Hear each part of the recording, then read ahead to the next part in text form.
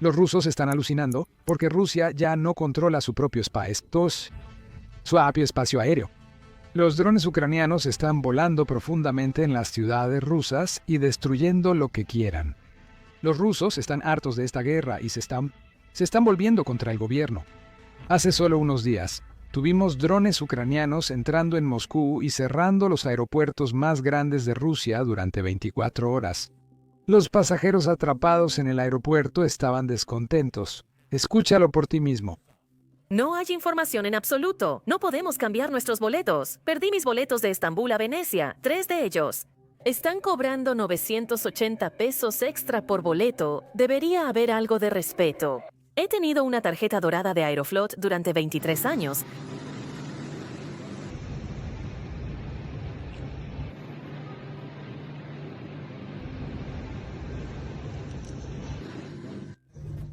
Lamentablemente no puedo proporcionar información oficial sobre tiempos de espera. He estado aquí parado durante 12 horas.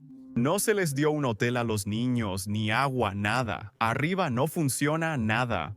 Los mostradores de información solo nos dicen que nos perdamos.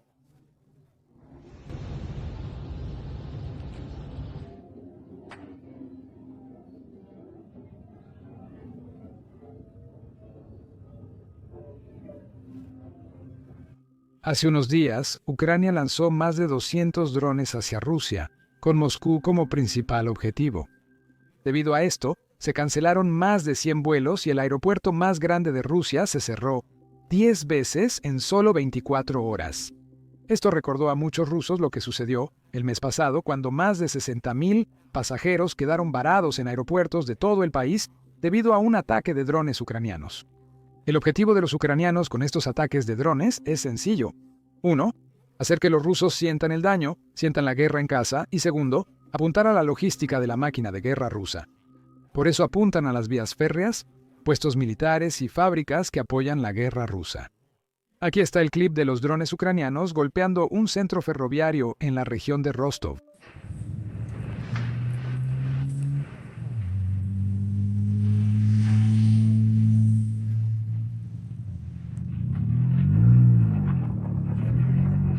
Mostrar estos clips en YouTube es arriesgado porque no son amigables para los anunciantes y el video podría ser restringido. Es por eso que si puedes ayudarnos en nuestra misión de llegar a más y más personas al presionar el botón de me gusta y suscribirse abajo, realmente hace una diferencia. Otro aspecto de los ataques con drones que muchos olvidan, incluyéndome, es que Rusia está usando sus propios cohetes para derribarlos. Lamentablemente, los escombros deben caer en algún sitio. Recientemente recibimos un impactante clip de un edificio de apartamentos siendo destruido por un cohete ruso que fue lanzado para derribar un dron. Vamos a verlo juntos.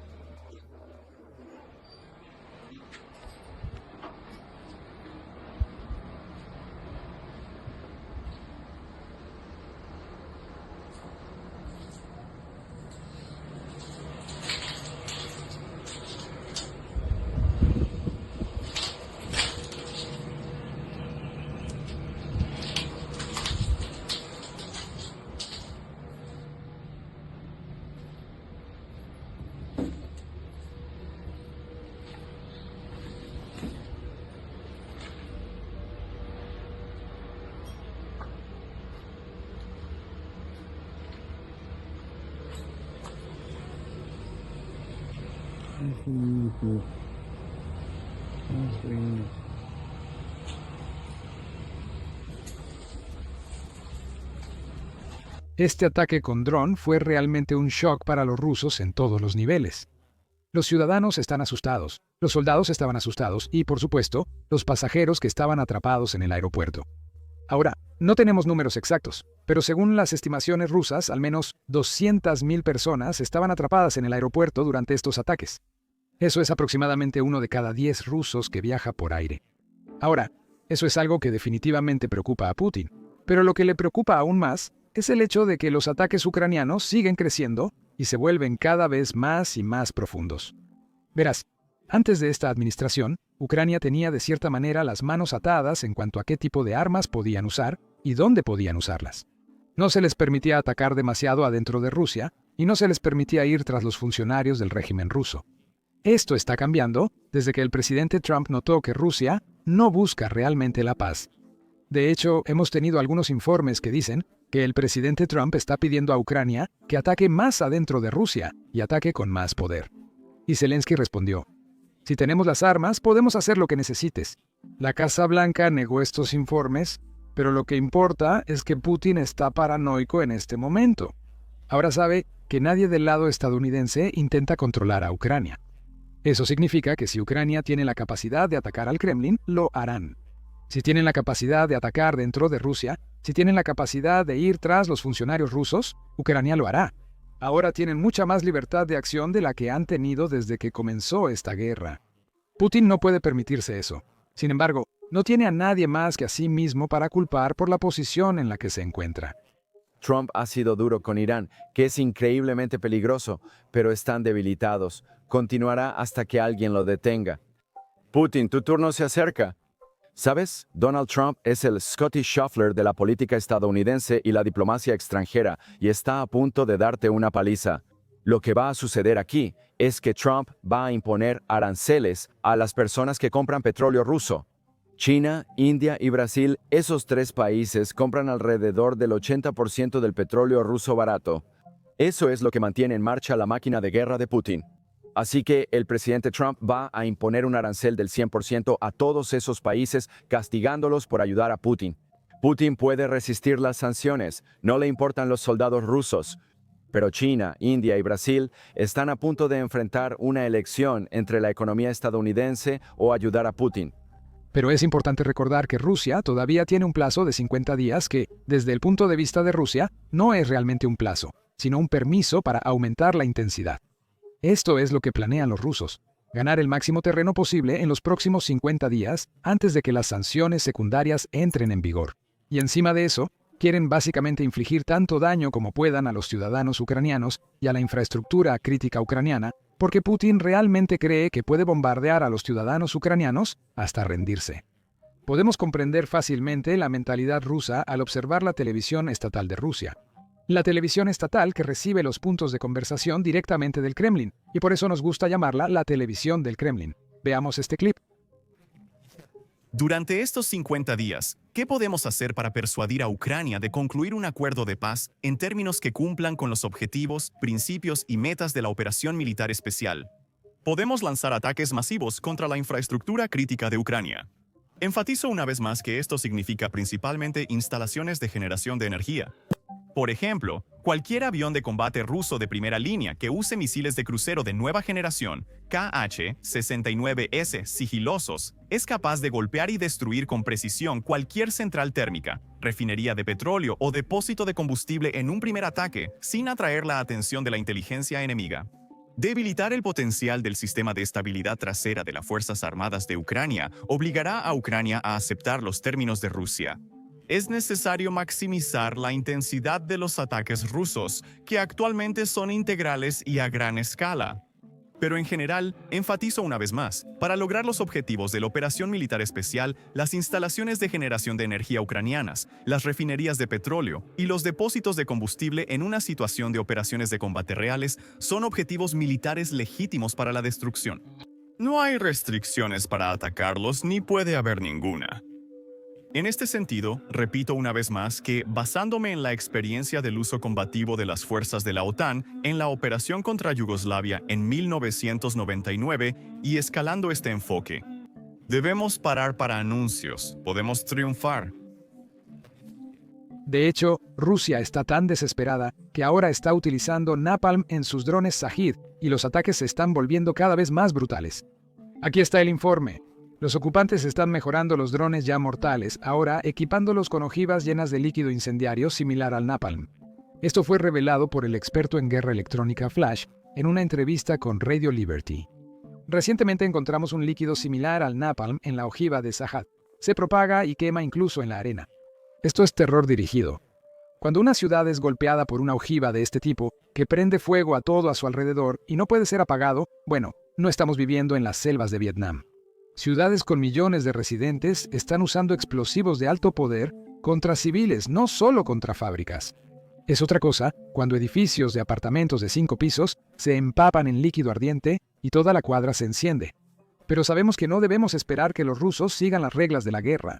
Rusia está convirtiendo los drones en herramientas de incendio, prendiendo fuego a las ciudades de manera metódica. Como acaban de escuchar, esto es ilegal.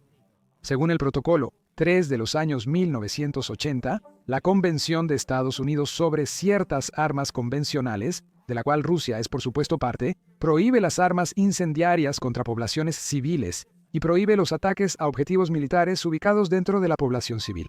Ahora, Rusia lo ha firmado, pero eso no significa que lo esté siguiendo, porque al final del día, los rusos no ven a los ucranianos como humanos. Bueno, en realidad, no creo que Putin vea a los rusos como humanos, pero eso no viene al caso. Sin embargo, una de las investigaciones más demenciales que he realizado últimamente es ver cómo los ciudadanos estadounidenses son engañados por la propaganda rusa. ¿Por qué tenemos algunas personas abandonando los Estados Unidos, el mejor país del mundo, y mudándose a Rusia porque piensan que es un lugar mejor? Ahora, ya hemos cubierto a la familia Hoffman, una familia de youtubers que acaba de mudarse a Rusia y luego fueron lanzados al frente como carne de cañón. Pero antes de entrar en nuevos detalles sobre esa historia, quiero cubrir rápidamente la historia de Francine Villa, quien huyó de los Estados Unidos porque piensa que los Estados Unidos es un país racista. Se mudó a Rusia para evitar el racismo, pero las cosas no salieron como lo planeó. Aquí hay un clip. En un desgarrador video, Francine afirma que tanto ella como su bebé fueron brutalmente atacados por vecinos racistas en Moscú. Detalló el supuesto asalto en Instagram.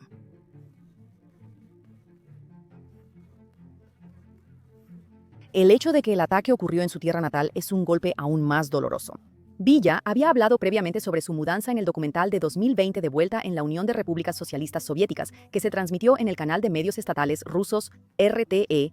Villa mencionó que su bisabuelo, George Times, oriundo de Virginia, se desempeñó como agricultor tras emigrar a la Unión Soviética en los años 30. Gran parte de su familia aún vive allí, pero de joven se mudó con su madre a Estados Unidos. Fue allí donde pasó la mayor parte de su vida hasta que experimentó lo que describió como una experiencia traumatizante con la policía. En el documental explicó que pidió ayuda a los oficiales durante una emergencia, pero ellos la atacaron arrojándola al suelo. Fue entonces cuando decidió que era hora de irse en 2019, así lo explicó. Cita, ¿por qué decidí mudarme a Rusia? Quería dejar un país donde estaba enfrentando discriminación. Después de un año viviendo en Moscú, le dijo a RT, me siento libre en Rusia porque sin importar la hora puedo salir a la calle y estoy segura. 5 años después, eso resultó ser una fantasía.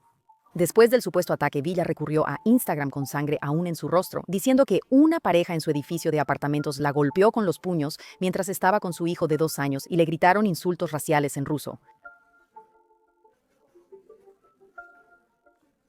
Ahora, la razón por la que compartí ese clip es porque el New York Post lo cubrió y la cobertura del New York Post obtuvo 20 millones de vistas en Twitter. Eso significa que a los rusos les parece muy mal que el mundo aprenda sobre la verdadera naturaleza de la sociedad rusa. Ahora, aquí es donde quiero ser cuidadoso porque siento que estoy cometiendo este error y veo a otras personas cometiendo este error. Por supuesto, queremos criticar al régimen ruso, pero no queremos demonizar al pueblo ruso. Hay algunas manzanas podridas, pero también vemos a personas que se pronuncian contra esta guerra y son encarceladas. Esta es una de las principales razones por las que no se ve a mucha gente en Rusia manifestándose contra la guerra, incluso si no están a favor de ella. Al final del día, la sociedad rusa no es como la occidental ni como la de Estados Unidos.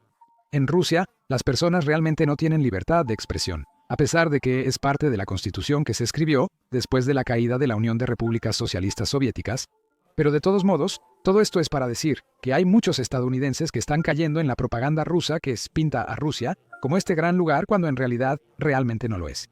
Se están mudando a Rusia y aprendiendo por las malas que se equivocaron. Pero no creo que el pueblo ruso sea el culpable de esto, sino más bien el gobierno ruso. La segunda historia que tenemos es de alguien aquí de Texas que dejó su vida y llevó a su familia a Rusia. Luego fue enviado directamente al frente después de que se alistó en el ejército. Lo más sorprendente de todo esto es el hecho de que cuando se alistó en el ejército, le prometieron que no sería enviado al frente, pero luego fue enviado al frente, como lo confirmó su propia esposa en un video que ahora ha eliminado de YouTube. Ustedes pueden imaginar qué la hizo eliminar ese video. Supongo que algunos agentes del Servicio Federal de Seguridad la visitaron. Pero aquí está el clip ahora eliminado que comparte muchos detalles que hemos estado cubriendo en este canal. Al parecer, los soldados rusos no están recibiendo entrenamiento adecuado y se les está engañando. Se les está atrayendo al ejército utilizando estos bonos falsos que nunca terminan obteniendo. Así que veamos este clip.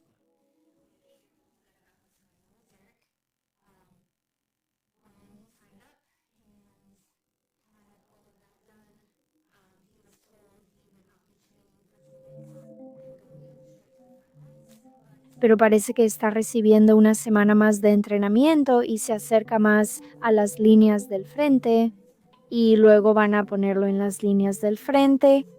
Así que todos estamos rezando muy fuerte para que realmente pueda ser utilizado por sus habilidades y no solo sea puesto como un luchador. Él se inscribió en Nizhny para recibir menos dinero porque le dijeron que tendrían más control. Al principio intentaban solicitar que pudiera ser más como un reportero de noticias, pero en el ejército y poder simplemente informar lo que está sucediendo y simplemente poder contarle al mundo lo que está sucediendo desde su perspectiva y lo que está viendo, y eso fue denegado. Entonces, después de esperar todo eso, dijeron que podrían ponerlo en un batallón de reparación debido a sus más de 10 años de experiencia en soldadura y la experiencia para eso. Entonces, él realmente podría hacer eso y tendría el control para poder estar en un ambiente más seguro. Pero no parece que eso esté sucediendo. Y la unidad de extranjeros todavía se enseña en ruso y él no entiende muy bien el ruso. Así que él está luchando un poco con eso y no recibe realmente ninguna capacitación porque desafortunadamente cuando te enseñan en un idioma diferente, ¿no entiendes el idioma? ¿Cómo te están enseñando realmente? No lo están. Entonces, desafortunadamente, él siente que está siendo lanzado a los lobos en este momento. Entonces, después de escuchar una historia como esta, comencé a indagar más sobre por qué los estadounidenses están cayendo en esta propaganda. Y, para mi sorpresa, en realidad hay muchos tejanos aquí en este estado que creen muy profundamente en la propaganda rusa. Y encima de eso, hemos tenido bastantes texanos que han dejado este estado y se han mudado a Rusia. Honestamente no tenía sentido para mí porque el argumento del valor tradicional simplemente no se sostiene si haces un minuto de investigación. Al fundarse este país, la primera enmienda en la Declaración de Derechos fue la libertad de expresión, algo que Rusia no tiene. Así que si realmente estás buscando valores tradicionales, lo sabrías de inmediato. Pero afortunadamente, encontré este artículo de Natalie Ikhnova. Les recomiendo leer todo esto porque explica por qué se mudó la familia Hoffman en particular. Pero encontré esta parte interesante. Aparentemente, hay un empresario y un estadounidense que vive en Rusia que ahora es ciudadano ruso. Así que supongo que ex-estadounidense que está obteniendo grandes beneficios al convencer a los estadounidenses de mudarse a Rusia. Verás, Rusia tiene este proyecto llamado American Village, y es un proyecto que tiene como objetivo ayudar a los rusos a reasentarse en Rusia. Ha sido muy rentable para los involucrados por dos motivos.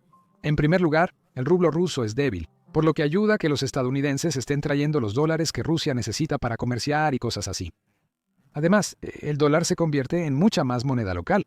Entonces, quienes venden casas a los estadounidenses obtienen mucho más beneficio. Todavía no entiendo completamente cuán rentable es como cuánto dinero está ganando. ¿Vale la pena el esfuerzo de intentar convencer a los estadounidenses de mudarse?